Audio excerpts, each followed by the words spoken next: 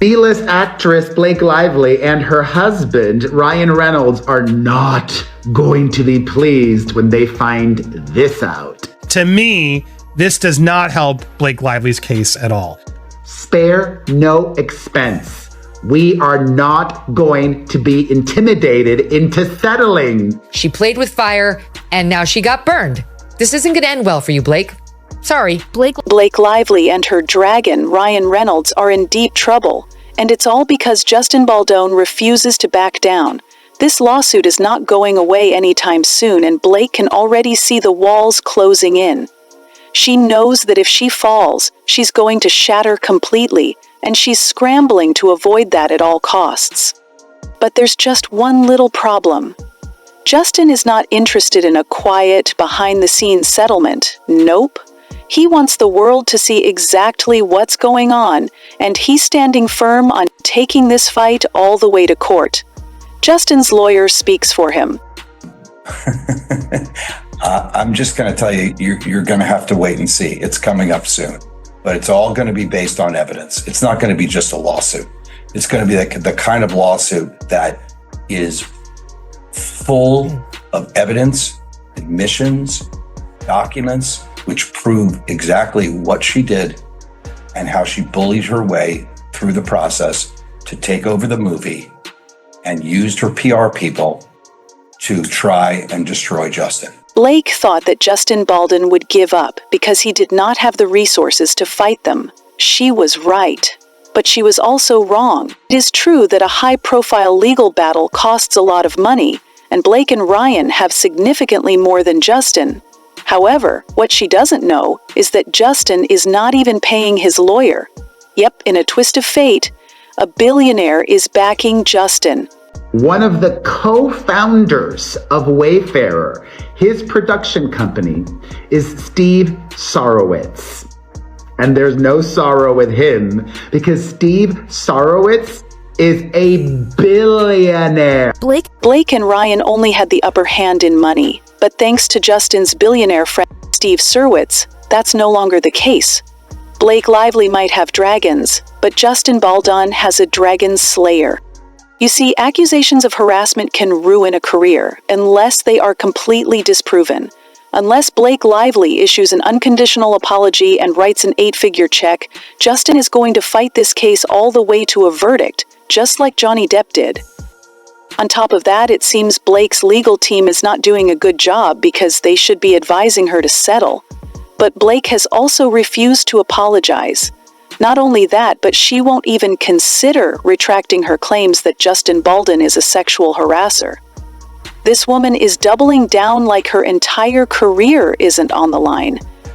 The hatred is real, and at this point they're not just fighting in court, they're fighting in the media, and they are nowhere near making peace.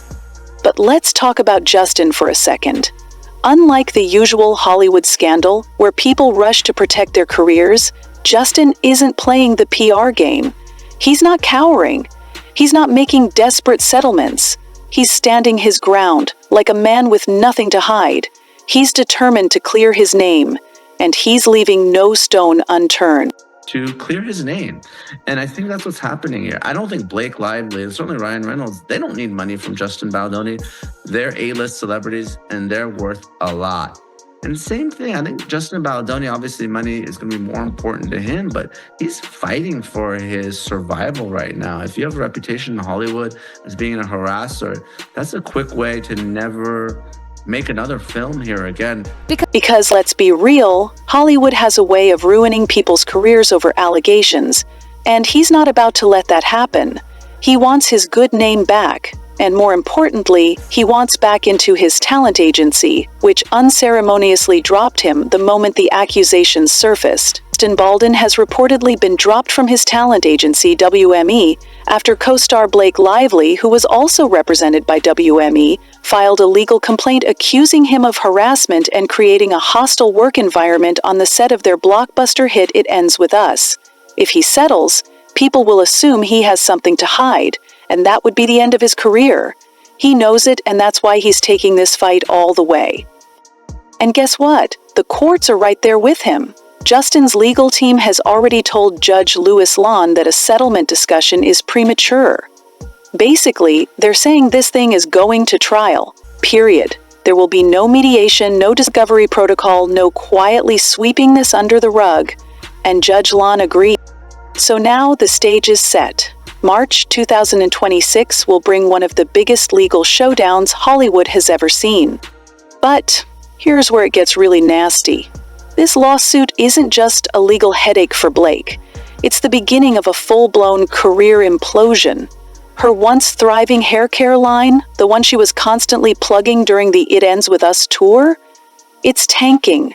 People have started boycotting Blake's brand. Sales are plummeting and investors are backing out faster than she can do damage control. Allegedly, Target is claiming customers are returning Blake Lively's hair care line, Blake Brown, in droves. So they are pulling all of her merchandise off their shelves because they are losing profit. Her credibility is in shambles and her brand is suffering the consequences. Legal experts quickly weighed in and their verdict was brutal. This could become one of the most expensive defamation cases in daytime television history. If Behar lost, she wouldn't just be facing financial ruin, she'd be humiliated in court, forced to defend a statement that millions had already condemned. Meanwhile, ABC was in full crisis mode. The network had weathered scandals before, but this was different. Behar wasn't just any co-host, she was one of The View's most recognizable faces. Now, she was turning into a massive liability.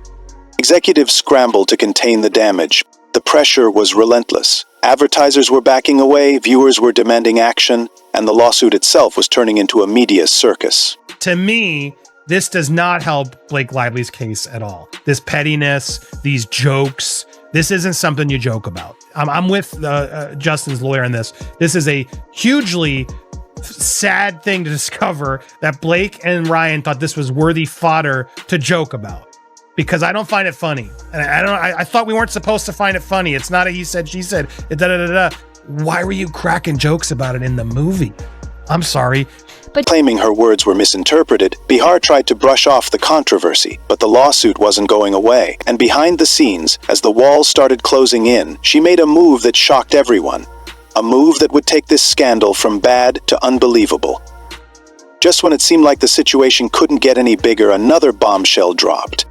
Reports surfaced claiming that Joy Behar had booked a one-way flight to Italy, her ancestral homeland. The timing couldn't have been worse. With a $50 million lawsuit looming over her, people started asking the obvious question. Was she trying to escape before the legal battle could even begin? Director Justin Baldoni has sued his co-star Blake Lively and her husband, Deadpool actor Ryan Reynolds, for defamation. Baldoni's suit seeks at least $400 million for damages that include lost future income. Sources close to the situation claimed Behar was panicked behind the scenes. The backlash wasn't dying down, her job was in jeopardy, and if she lost the lawsuit, it could mean financial disaster. Was this her way of avoiding the consequences? But she didn't get far. Law enforcement was reportedly already keeping tabs on her. TSA agents and federal authorities were allegedly waiting at the airport. Witnesses claimed they saw Behar being stopped at the gate, questioned, and ultimately escorted away by officers. Some even snapped photos and videos, which quickly made their way onto social media. Within hours, the internet was flooded with headlines, "Joy Behar arrested at the airport."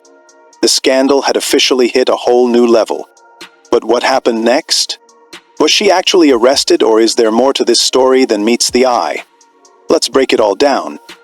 And just like that, the story took a turn no one expected. Joy Behar, a TV icon for decades, was reportedly taken into custody at the airport. Shocking footage began making the rounds online, showing what appeared to be Behar being escorted by law enforcement. Witnesses described a chaotic scene as TSA agents and federal officers surrounded her at the gate. Authorities later confirmed that Behar had been detained on suspicion of attempting to evade legal proceedings. While it wasn't immediately clear if she was officially under arrest or just being questioned, the optics were devastating.